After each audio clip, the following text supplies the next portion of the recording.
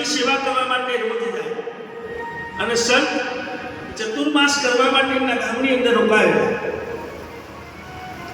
ચતુર્માસ કરવા માટે સંત રોકાયેલા અને એ દરમિયાન નારદ ઋષિ રોજ એમની સેવા કરે, એમને આખા પથરાળા ઉડાવે, અનેક જાતની સેવાઓ.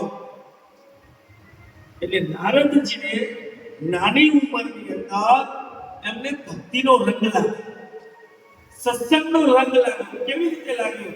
તો પેલા મહાત્માની સેવા કરી એટલા. અને એક દિવસ, બે દિવસ, એક કરતા કરતા 4 મહિના થઈ ગયા. ચતુર્માસ પૂર્ણ થયો અને ચતુર્માસ પૂર્ણ થયો એટલે એ સંત હતા એ આ ગામ છોડી અને બીજા ગામ ગયા.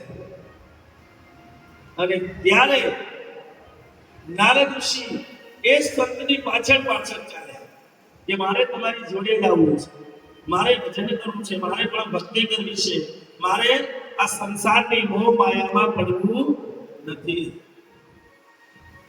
સાંભળજો, નારદજીની વાર્તા છે. નારદજી સંતોની પાછળ પાછળ જાય છે. ગામની પાદર આવે છે અને સંતો એમને સમજાવે છે નારદજીને કે બેટા, તું હજુ નાનો છે, તારે ભજન કરવાની વાત છે, સત્સંગ કરવાની વાત છે, તું આટલી પાછો વળી જા. પણ નારદ ઋષિ એકના બે થતા નથી. નારદજીએ બહુ સેવા કરી, બહુ સેવા.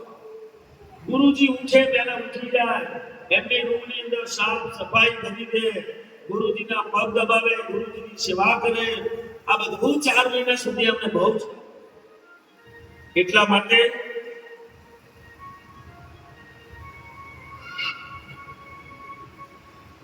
ત્યારે નારદજીને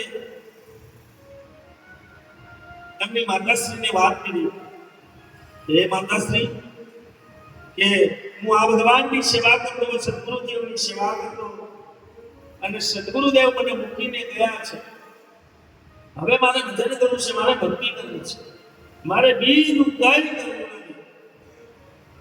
એની મા એમને સમજાવે છે કે હજુ બેટા, આપણી ઉંમર નાની છે, નાની ઉંમરની અંદર ભજન ન થાય, કીર્તન ન થાય.